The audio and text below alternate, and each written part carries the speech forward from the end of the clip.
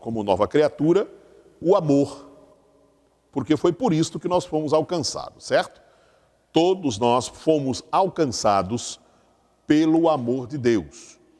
O Evangelho de João, capítulo número 3, que já lemos pelo menos uma vez nessas aulas, pelo menos uma destas aulas, lemos João 3,16.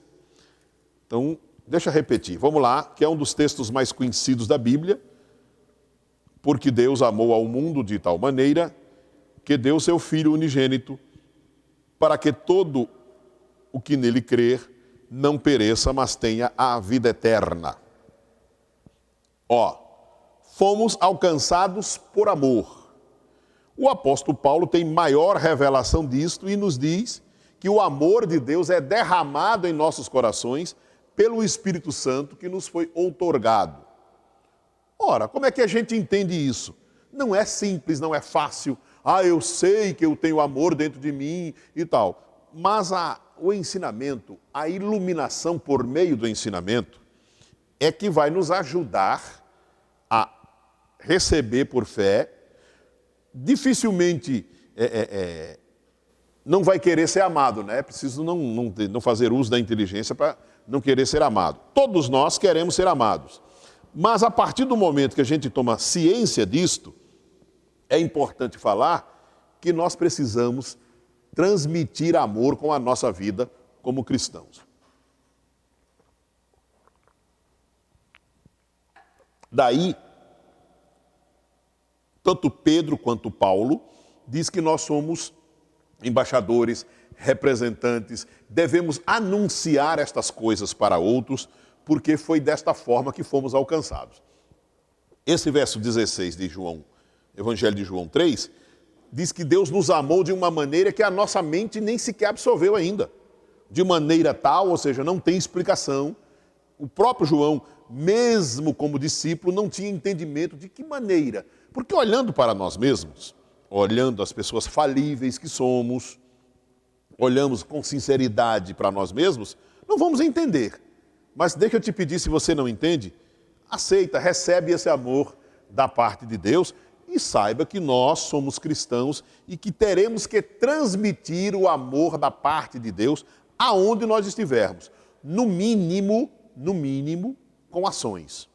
Deixa eu te falar algo sobre isso. Há muitos anos, na minha adolescência, juventude, antes de me render ao Evangelho de Cristo, eu li um livro de um pregador que usava uma expressão de um outro pregador, e vou citá-la. Em todo o tempo, pregue o Evangelho, e quando for necessário, fale alguma coisa. Deixa eu te explicar, eu sei que você já entendeu isso. Em todo o tempo, pregue, ou seja, pregue com vida. Aonde você estiver, cristão, nova criatura, homem de Deus, mulher de Deus, moça, rapaz, velho como eu, seja como for. Pregue o Evangelho, sabe como? Amando a sua presença como nova criatura, a partir da iluminação, dos ensinamentos, a partir de você receber por fé e até agora já está entendendo um pouco que foi amado por Deus também para amar outros, aonde estiver, pregue o Evangelho. E que bom é a segunda parte dessa expressão. Quando for preciso, fale alguma coisa. Ou seja, nem sempre nova criatura, nem sempre homem e mulher cristão. O pregar é fazer o que estou fazendo, é falar, é expressar, verbalizando. Pregar o Evangelho, e nós estamos falando de parte daquilo que já somos, ou seja, temos o amor de Deus em nós, porque em nós foi depositado. Parte disto é andarmos em amor, é trabalharmos para que o velho homem nunca apareça, pelo contrário, o amor que nos alcançou seja transmitido pela nossa vida. Por isso que precisamos falar sempre sobre este amor, com o qual fomos alcançados. Não podemos esquecer que sem merecimento nenhum recebemos constantemente, e Paulo diz que está sendo derramado em nosso coração diária e diuturnamente esse amor. Então, tendo essa consciência, vamos viver e semear amor, porque fomos alcançados por ele. Redenção, deixa eu ver aqui, eu estava no amor e agora mudei de página e fui para a redenção. Desculpa. Vamos lá.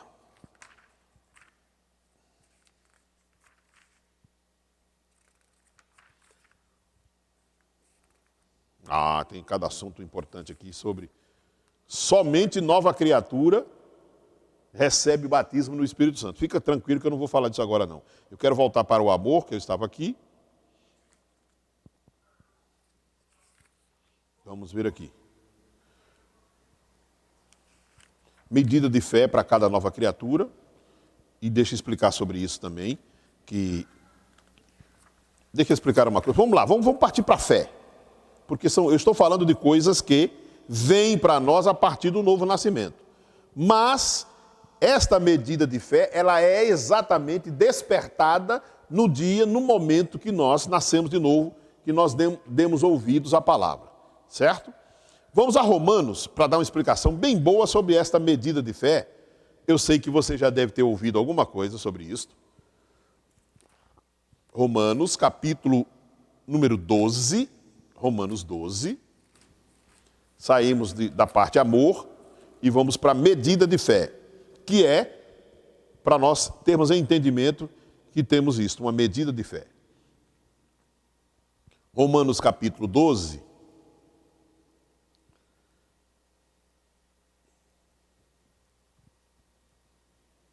Verso 3. Porque pela graça que me foi dada, digo a cada um dentre vós, que não pense de si mesmo, além do que convém. Antes, pense com moderação, segundo a medida da fé que Deus repartiu a cada um. Deixa eu te falar algo que eu vi muitas vezes ao longo da minha vida. Que só cristãos, só evangélicos têm fé. Deixa eu te explicar que não creio assim. Eu creio, e outros teólogos e outras pessoas também nos ensinaram isso, que todas as pessoas têm fé. Agora, nem todas as pessoas sabem que têm fé. Outra coisa, a grande maioria das pessoas não sabem como praticar fé. Praticar fé, pratica-se de acordo com esta regra única de fé e prática, que é a Bíblia. E vamos encontrar alguns tipos de fé.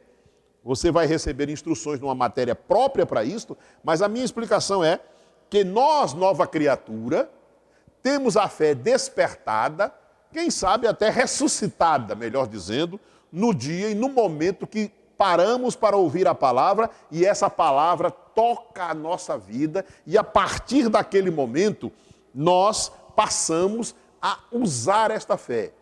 Aí ela vai crescendo, melhorando a partir do momento que nós vamos ouvindo Bíblia, ensinamento. A própria Bíblia, a palavra, é combustível para a fé. Então, Deus distribuiu uma medida de fé para cada um, verdade. Eu sei que existem crentes, denominações que dizem que só o evangélico, e alguns dizem que só quem tem fé é de determinadas denominações. A Bíblia não está dizendo isso. Como Paulo está escrevendo para cristãos em Roma, ele está dizendo que Deus repartiu uma medida de fé para cada um. Pode ser, meu irmão, minha irmã, que a pessoa nunca descubra que tem fé. E quando você for ter a matéria a respeito de fé, você vai ver que tem fé a sentimento mental, tem fé natural. Mas a fé, força e poder espiritual, é a fé que a Bíblia relata, que a Bíblia fala. Esta é a fé que é despertada, ou ressuscitada, ou surge, ou aparece, ou é trazida de volta pelo próprio Espírito para a nossa vida, quando nós nascemos de novo, quando nós nos convertemos, quando nós nos entregamos para o Senhor Jesus. E cada pessoa que você vai ver que tem uma fé que se apresenta maior do que a outra pessoa, é porque ela tem absorvido conhecimento e ela tem praticado esse conhecimento mais do que outros. Ou todas as pessoas cristãs no mundo oram e o milagre acontece instantaneamente? Respondo que não. Existem níveis de fé, certo? E se nós buscarmos cada dia, cresceremos sim, pelo conhecimento, pela meditação e pela prática da palavra.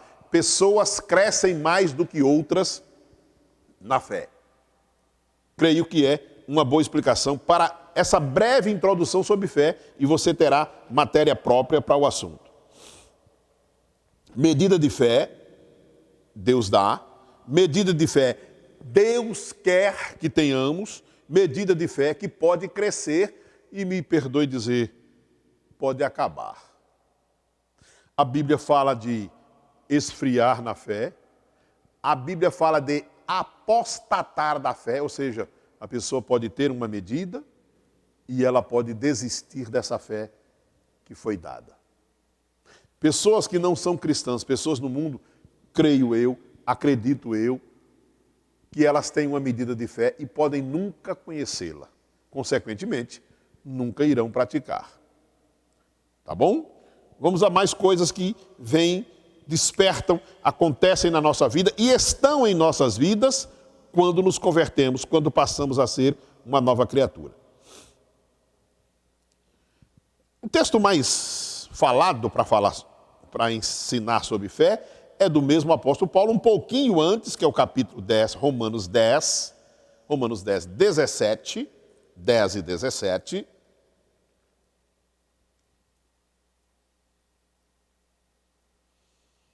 Verso 17 de Romanos 10 diz assim: assim a fé vem pela pregação e a pregação pela palavra de Cristo. A explicação que eu dei agora, esta fé é despertada, ressuscitada, ela surge ou é trazida de volta pelo próprio Deus para a nossa vida quando nós paramos para ouvir a palavra. A palavra e o Cristo são a mesma coisa. Em qualquer momento da nossa vida, e não é só em culto. Quantas pessoas já ouviram a palavra de uma forma diferente?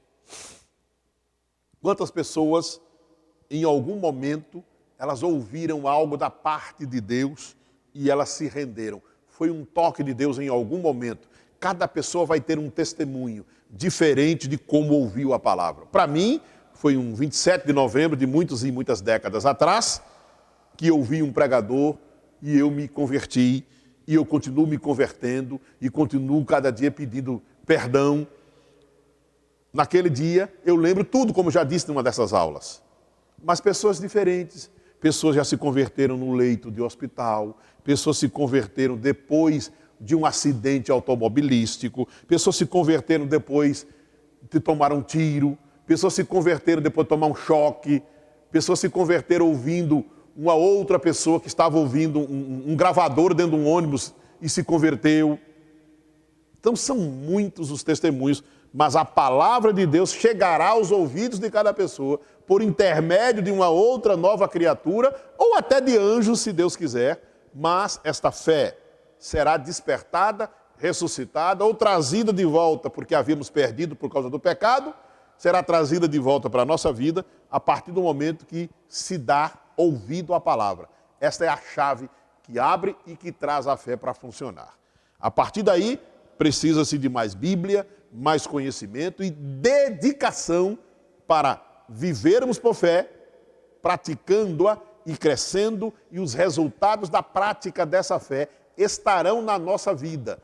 E depende muito, muito mesmo da nossa dedicação. Portanto, depende de nós. Creio que essas informações são muito, muito valiosas. E meu pai me ensinou muitas coisas, dentre elas, ele dizia assim: meu filho, as coisas melhores dessa vida, ou elas são muito caras e nem todo mundo pode ter, ou elas são gratuitas porque Deus dá o melhor sem nos cobrar nada. Lembro disso do meu papai. Mas coisas que vêm para nós com o novo nascimento. É importante toda nova criatura saber que a fé e falar o que crer andam juntos. Fé e confissão. Confissão que eu estou te dizendo não é aquela confissão da prática da religião de algumas pessoas outrora chegarem a algum lugar e confessar para um sacerdote os seus pecados, as suas coisas. Confissão é a mesma coisa que verbalizar aquilo que você tem dentro. É confessar, é falar, é dizer. Vamos ver um texto importante que está em 2 aos Coríntios, capítulo número 4, carta de Paulo ao povo de Corinto, capítulo número 4. Para entendermos que nova criatura precisa conhecer isso, ter fé e falar aquilo da fé que tem. 4 e 13, 2 aos Coríntios 4, 13.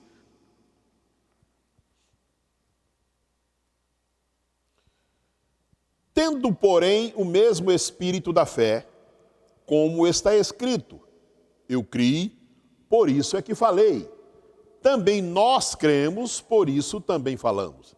Deixa eu te explicar. Paulo estava escrevendo como cristão para uma igreja cristã. E ele está dizendo assim, olha, eu creio, isso é pessoal. Eu creio e aquilo que eu creio, a fé que tenho, eu professo, eu falo, eu pronuncio, eu relato, eu digo. Aí agora ele fala para a igreja. Também nós, cristãos, também nós, igreja, cremos, por isso também falamos. A linguagem de fé que toda nova criatura deve ter, ela edifica, ela fortalece. É muito gostoso nos juntarmos, é importante, valioso, valoroso estarmos juntos e termos uma linguagem de fé. O que é? É nos expressarmos como a Bíblia diz. Eu já conheci muitas pessoas, homens e mulheres de fé, no nível de não aceitar estar em um ambiente onde as pessoas falavam incredulidade. Eu tive um apóstolo na minha vida, um americano, homem abençoadíssimo, de uma humildade muito grande. E aquele homem, em festas, aniversários, estávamos juntos e ele estava sempre falando de uma vida de fé. E se alguém fizesse qualquer coisa por incredulidade, usasse uma frase, uma palavra de incredulidade, ele se retirava. E se alguém perguntasse a ele por que ele se retirou, ele dizia assim, ô irmão, eu não ficar em lugar de incredulidade, eu ter uma vida de fé. Era o sotaque dele como americano. Se uma pessoa dissesse assim, olha, vai chover e vai cair pedra, granizo, vai machucar todos os carros. Ele dizia assim, ele saía, ia lá, orava do lado de fora e dizia assim, não vai cair granizo e não vai machucar os carros do povo de Deus. Mas ele não aceitava a incredulidade pronunciada por crentes. Até admitia que um incrédulo dissesse bobagem porque a boca fala do que está cheio o coração. Mas esse é o nível de fé que certas pessoas andam.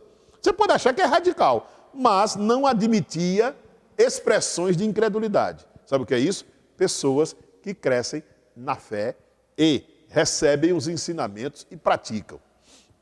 Não estou dizendo que você tem que ser radical dessa forma, mas a incredulidade não nos ajuda, nem expressarmos incredulidade alguma. Vamos ver mais coisas que são para nós, nova criatura, praticarmos, andarmos e que só traz benefício.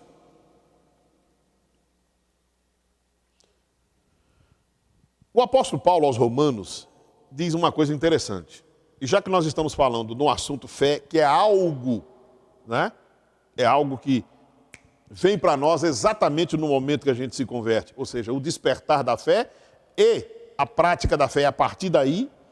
Deixa eu voltar um pouquinho para Romanos capítulo 14. Romanos 14, vamos lá.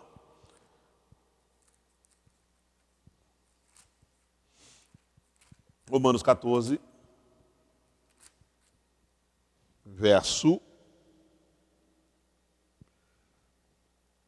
23. Olha que coisa séria o apóstolo fala para os cristãos de Roma.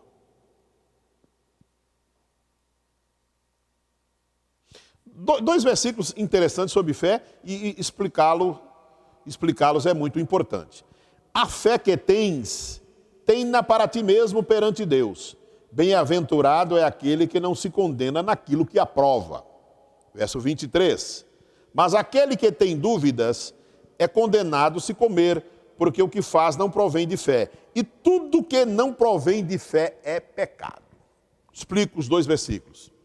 Primeiro, se você está num nível de fé baixo, pequeno, insignificante, essa é a fé que você tem no momento. Não estou profetizando nem afirmando, estou explicando. Se você está num nível de fé maior, as coisas da fé estão acontecendo com facilidade, com brevidade, de forma repetida na sua vida, você está no nível de fé. Deixa eu explicar o porquê tem a fé para ti mesmo. Você vai encontrar pessoas que não estão no mesmo nível. Se você está num nível baixo, até insignificante, você vai encontrar outros que estão na frente. Então não discuta o nível de fé quando você encontrar alguém que está vivendo uma fé maior que a sua, mesmo sendo bíblica, porque existem níveis de fé. Quando você está num nível elevado, não condene, não humilhe quem está num nível de fé menor. Então essa expressão, tem a tua fé para ti mesmo, não é porque tem fé diferente, não. É porque existem níveis. Porque muita gente já tentou explicar coisas não bíblicas e achando que não tem nada a ver com Deus, mas você tem uma fé tão grande que não precisa ser fundamentada na Bíblia. E não é nada disso, não. Esse texto está falando de níveis de fé. Tem a sua fé para você mesmo. Você, por exemplo, aqui esse texto fala de comida. Você é uma pessoa que recebeu instruções, e isso entra na matéria sobre doutrinas fundamentais da Bíblia, ou como é o nome, Wilson, da matéria? Sobre doutrinas? Fundamentos bíblicos doutrinários, entra-se usos e costumes e uma série de coisas, e tem gente que é cristão e come sangue. Sabe por quê? Porque a pessoa nunca recebeu instrução que não deve comer, porque ficou claro para a igreja cristã no mundo, no capítulo 15 de Atos, que não é para nós os cristãos comermos sangue, porque sangue não é comida. Aí eu encontrei muita gente na vida, não, mas eu não encontro nada na Bíblia que me condene por isso. Nem precisa encontrar o que condena, precisa encontrar o que ensina para não fazer. Porque não é por condenação que devemos não praticar coisas, ou praticá-las. É por iluminação. Olha, eu não pratico porque a Bíblia está dizendo para não praticar. Então, tem a tua fé para ti mesmo. A partir do momento que você está comendo ou fazendo algo que não é bíblico para cristãos fazer, até aquele momento você está vivendo a fé, mas sem iluminação naquela área. Quando o conhecimento chegar, você deixa de estar errando e passa a tratar melhor aqueles que estão no nível de fé, que estão fazendo coisas erradas por falta de conhecimento. Acredito que ajudei alguém nessa palavra. Acredito que sim, certo? Porque vai chegar uma hora que a pessoa vai tomar conhecimento naquilo, ela não tem um nível de fé porque lhes falta conhecimento, a fé vem pela palavra, ela não recebeu iluminação. E quantas vezes na minha vida eu tenho encontrado pessoas boas, pessoas que se converteram, pessoas cristãs, pessoas de um coração, vamos chamar até de puro, e que fazem coisas antibíblicas. Sabe por quê? Porque faltou alguém para chegar lá e explicar de acordo com a Bíblia. E vou repetir, não é não fazer coisas porque elas são condenáveis, ou fazê-las, é porque lhes falta conhecimento. Sabe o que é que a Bíblia diz sobre isso? Meu povo está sendo destruído porque lhes falta o conhecimento. A partir do momento que o conhecimento chegar, sai-se daquela situação, cresceu na fé naquela área, e quando for reagir com os outros que estão errados, lembra de que você já andou um dia sem iluminação naquela área. Me fiz entender e certamente abençoando alguém aqui. Ande no nível de fé e procure elevar, procure crescer na fé sem se sobrepor aos outros. O capítulo 14, verso 23, que falta a explicação que eu disse que daria, é o finalzinho dele, a parte B. Tudo que não provém de fé é pecado. Tudo que não provém de fé é pecado. Misericórdia quer dizer que tudo que eu faço na vida tem que ser de acordo com a minha religião, não tem que ser de acordo com a Bíblia. Porque tem muita coisa na religião que não é bíblico. Tem muita coisa na vida que não é bíblico, não é de acordo com a religião. Então, eu e você, como nova criatura, passamos a ter uma vida de fé. E tudo que essa vida de fé não se pode provar na Bíblia, não faça. Não faça, não pratique. E quando você não tiver conhecimento, procura alguém que possa iluminar com conhecimento, lendo a Bíblia e mostrando para ti. Não é de fé? A Bíblia diz que tudo que não provém de fé, tudo que não provém do que é bíblico, tudo que eu não posso fundamentar na minha vida, nas Escrituras, e estou fazendo, é pecado, ou seja, é infligir. Eu estou fazendo algo que fere os princípios da minha vida. E se isto é verdadeiro, e é pela Bíblia, então não vou praticar. Mas eu não tenho conhecimento sobre isso. Procura o conhecimento para andar e você terá uma vida muito melhor pela própria palavra de Deus. Vamos para outras coisas importantes.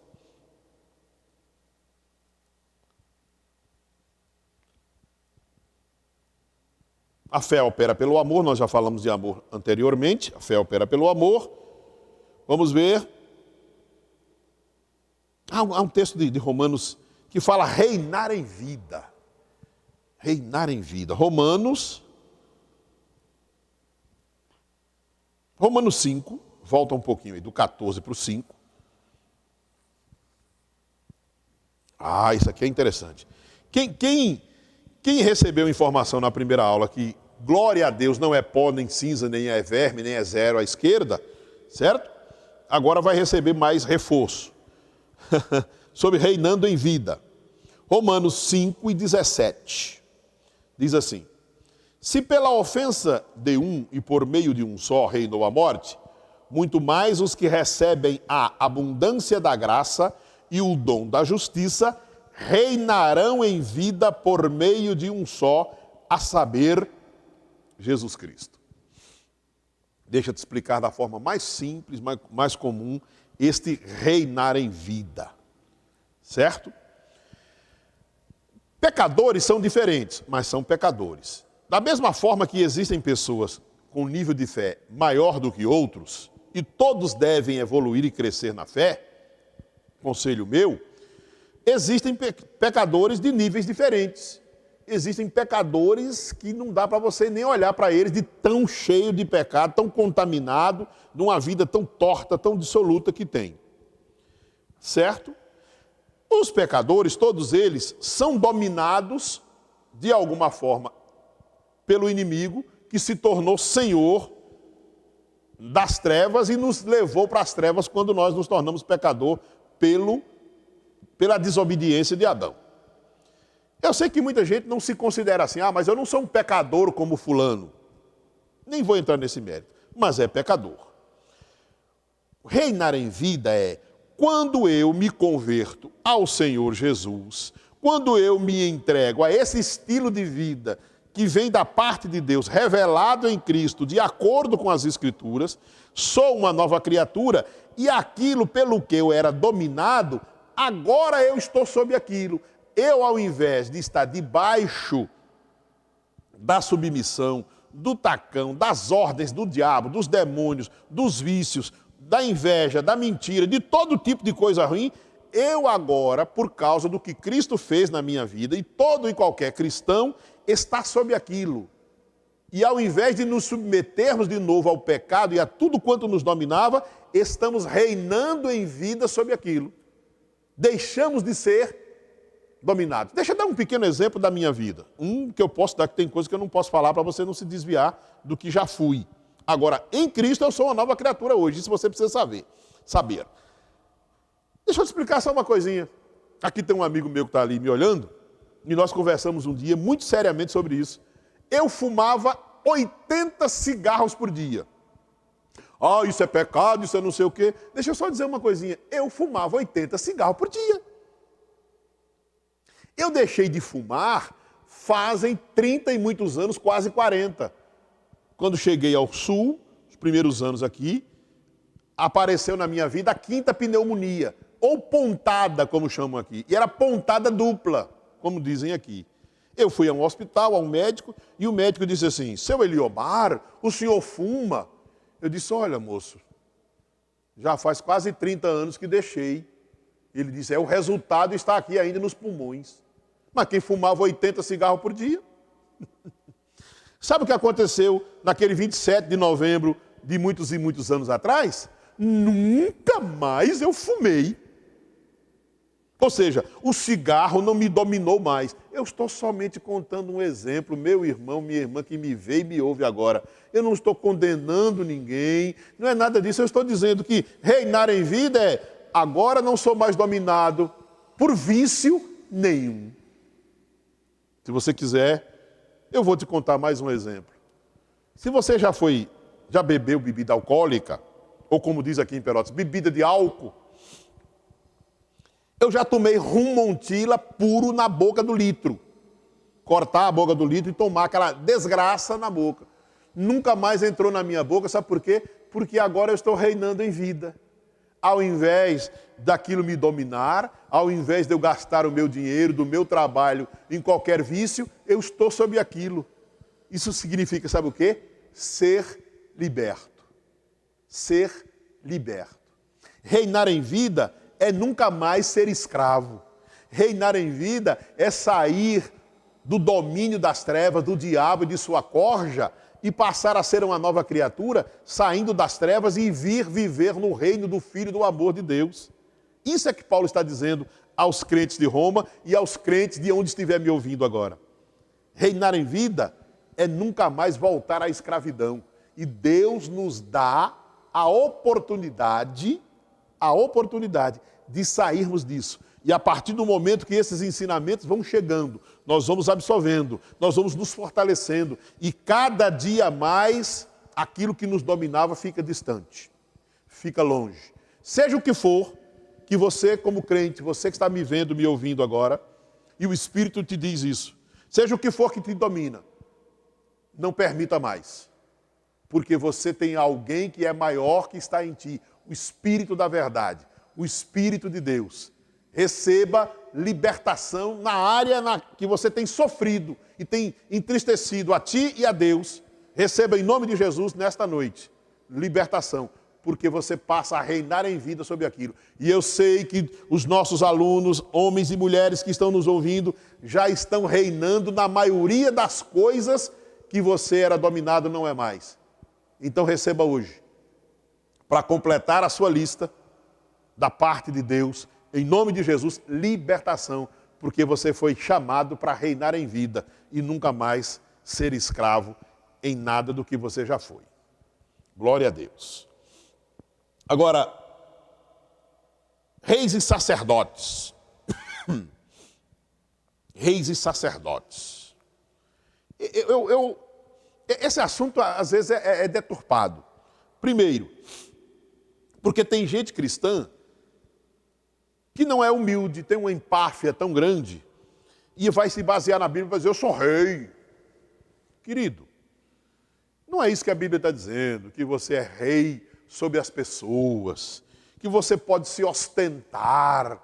Eu acabei de explicar, reinando em vida é uma condição de que saiu por méritos de Cristo do domínio das trevas, do diabo, do vício e do mundo, e agora passou para um lugar onde você recebeu autoridade e vida nova para não estar dominado por aquilo, para não ser escravo daquilo. Não é reinando em vida no nível de soberba, de não dar um bom dia para quem não é cristão. Esse reino e sacerdócio é no seu interior, aonde o Rei Jesus passa a habitar quando você, quando eu, quando nós permitimos que Ele venha e que se faça nosso Senhor e Salvador. Reinar em vida e reino e sacerdócio não é de forma nenhuma se sobrepor aos outros, ser orgulhoso e se exaltar. Nunca será isso. Sacerdócio ou sacerdote é que você passa a ser administrador da sua vida espiritual. E se você é um homem, por exemplo, casado, quando você é sozinho, você é rei e sacerdote administrando a sua vida. E quando você é casado, você é sacerdote do seu lar, sobre a sua esposa e sobre os seus filhos. Só que há uma coisinha que eu preciso te dizer. É necessário aprender a ser sacerdote. E a primeira igreja que você vai administrar é a sua casa. E a sua casa tem que ter um sacerdote de verdade. Sacerdote, porque você é cabeça espiritual de você mesmo quando você se converte. E repito, é necessário aprender para exercer. É marido, vai ser sacerdote da esposa e dos seus filhos, aprenda, porque ninguém nasceu sacerdote. E vou usar uma expressão bem comum. Ninguém nasceu sabendo. Todos precisam aprender para depois praticar. E vida em Cristo é por ensinamento, recepção e prática. Meu amado irmão e irmã que me ouve e me vê nestas aulas. O Evangelho de Lucas, capítulo 10, vou para lá, correndo, saio de Romanos aqui e volto para Lucas 10, Acredito que estamos caminhando bem nessa matéria. Lucas 10, 19. Vamos ver o que diz aqui sobre essa parte que expliquei agora. Reino e sacerdócio, reinando em vida, autoridade cristã e tudo mais.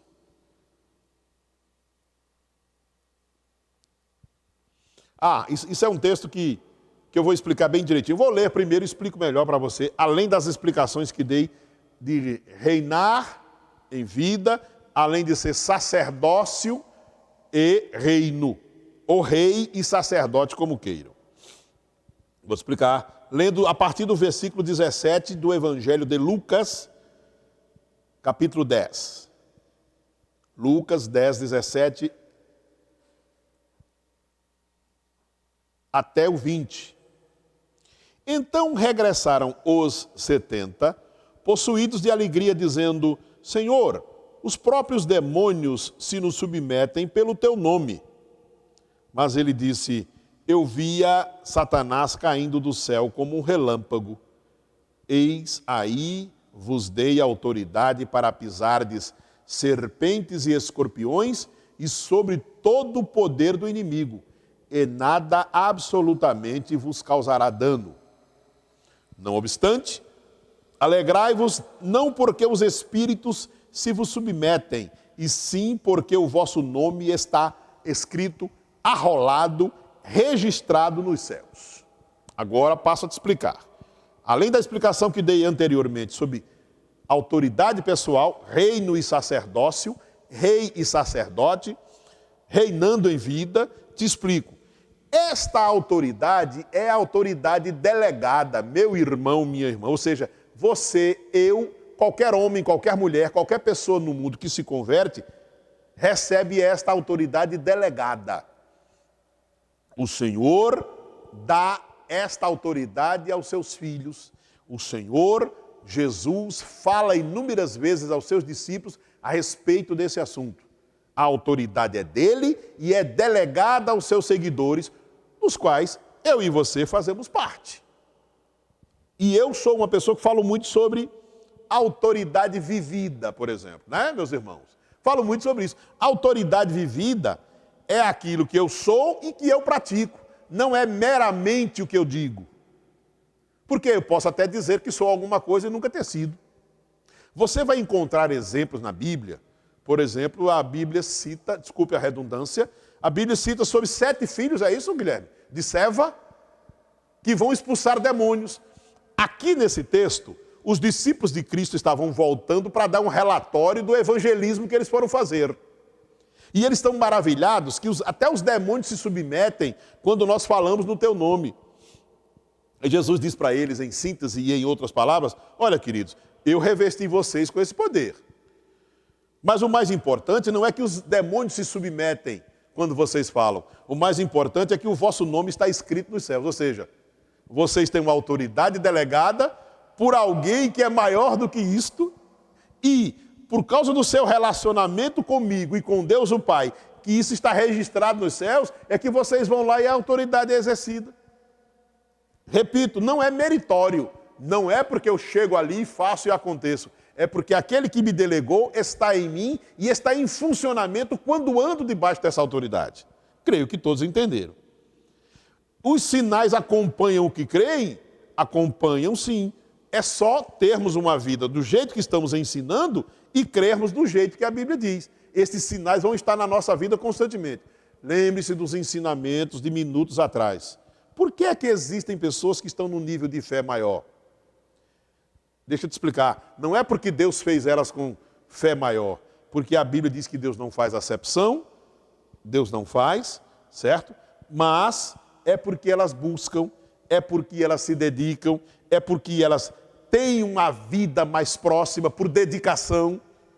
Deus não faz isso. Coloca uns com mais fé do que o outro. A fé está acessível. Agora buscamos, nos dedicamos, desejamos ser crentes cada vez mais, depende muito de nós. Os sinais acompanham, é verdade. Agora, há uma expressão bem de Paulo que é: sob estas coisas somos mais do que vencedores. Eu paro daqui a pouco e falo sobre isso. Deixa eu voltar sobre Deixa eu voltar para terminarmos reinando em vida, certo? Lemos Romanos 5,17, Lucas 10,19. O último agora foi Lucas 10,19, já cheguei lá? Exatamente, eis que vos dou autoridade para pisar de serpentes e escorpiões e contra todo o poder do inimigo. Algumas pessoas já me disseram ao longo da minha vida que Jesus estava dizendo isto exclusivamente para os discípulos que o seguiam naquele momento. Estudando os evangelhos, nós vamos ver, por exemplo, Mateus 28, Jesus determinando aos discípulos que fizessem algo. Deixa eu ir lá para explicar melhor. Vamos lá. Mateus 28, Jesus estava para ser assunto aos céus, depois de sua morte e ressurreição, e 40 dias reforçando a sua doutrina, depois que havia sido ressuscitado. Em Mateus 28, 16, diz assim: seguiram os 11 discípulos para a Galileia, para o monte que Jesus lhes designara. E quando o viram, o adoraram, mas alguns duvidaram. Jesus, aproximando-se, falou-lhes, dizendo: toda a autoridade me foi dada no céu e na terra. Ide por todo o mundo, portanto, fazei discípulos de todas as nações, batizando-os em nome do Pai, do Filho e do Espírito Santo, ensinando-os a guardar todas as coisas que vos tenho ordenado, e eis que estou convosco todos os dias até a consumação dos séculos. Vou confirmar esse texto com um outro evangelho. Marcos,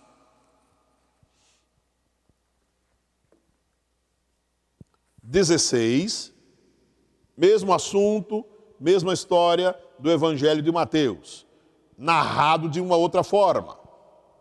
Verso 14, Marcos 16, 14 em diante. Finalmente apareceu Jesus aos 11 quando estavam à mesa e censurou-lhes a incredulidade e dureza de coração, porque não deram crédito aos que o tinham visto já ressuscitado. E disse-lhes: ide por todo o mundo e pregai o evangelho a toda criatura. Quem crer e for batizado será salvo, quem porém não crer será condenado. Estes sinais hão de acompanhar aqueles que creem. Em meu nome expelirão demônios, falarão novas línguas, pegarão em serpentes, e se alguma coisa mortífera beberem, não lhes fará mal. Se impuserem as mãos sobre os enfermos, eles ficarão curados. De fato, o Senhor Jesus, depois de lhes ter falado, foi recebido no céu e assentou-se à destra de Deus. E eles, tendo partido, pregaram em toda parte, cooperando com eles o Senhor e confirmando a palavra por meio de sinais que se seguiam. Explicação breve, porque o texto é autoexplicativo. Os dois textos, ele mesmo se explica. Jesus estava dizendo aos discípulos que iria funcionar na vida deles o poder debaixo do qual eles estavam, porque ele recebeu de Deus e repassou para os seus seguidores, deu-lhes autoridade, como temos visto nessas duas aulas agora, e estes discípulos, andando nessa fé, deveriam fazer outros discípulos para agirem da mesma forma. E Marcos explica de forma melhor ainda, que os sinais é para os que creem, não é para os 12 só que criam. E já se exclui logo Judas. É para os que creem. Fazer discípulos é pregar, pessoas se tornarão pela conversão nova criatura, e pessoas que se dedicarem porque recebem a fé, elas crescerão, e o próprio Deus escolherá pessoas para ministérios, é verdade, mas não precisa ter ministério para receber da unção e ser representante de Cristo e, crendo, orar por enfermos aonde você estiver, crendo, e o próprio Deus vai agir e usará a sua vida, o seu testemunho, e certamente será instrumento de Deus porque crê, não é porque tem apelido de pastor. Os que creem vão andar por aí e fazer aquilo que a Bíblia está dizendo por ser seguidor de Cristo. Isto está falando de nova criatura e não está falando de cargo. Eu já recebi um sinal que já acabamos a aula. Né? Então, creio, pela minha forma de ser, que é dinâmico e é rápido, eu não percebo que está passando, é tanto que eles têm que fazer sinal para mim, para terminarmos a aula. Amados, eu quero orar com vocês e concluirmos esta aula. Vamos orar pedindo ao Espírito que Ele sim, que é mestre por excelência, leve-nos ao entendimento de tudo quanto está sendo ministrado aqui, para que ainda hoje à noite, mais do que eu pude te ensinar, o Espírito Santo te ensine da forma dele, do jeito dele, ou acrescente, além do que eu pude dizer, dentro dos meus limites, algo para a sua vida, como aluno e como nova criatura que você já é. Oremos, pois. Pai amado e bondoso Deus, eu te dou graças pelo privilégio de ser aqui porta-voz. E obrigado pela unção do teu Espírito para falar e ensinar com praticidade, ser nova criatura de acordo com a tua palavra. Oro pelos meus irmãos e as minhas irmãs que estão vendo e ouvindo estas aulas, que o Espírito do Senhor os ajude no entendimento e que, além do que eu pude falar aqui como pregador e professor da tua palavra nestas aulas, eles possam alcançar de ti, porque o Senhor quer, além e muito além daquilo que eu, como homem limitado, pude dizer para eles e transmitir para eles. Leva-me em paz para casa, eu e os meus irmãos que aqui estão, e aqueles que estão em casa, dá-lhes uma noite de um sono tranquilo e reparador na companhia do Espírito, sempre trazendo à memória aquilo que pode nos dar esperança. Obrigado por esse tempo, em nome de Jesus. Amém. Obrigado a todos. Voltamos amanhã com mais aulas sobre ser nova criatura.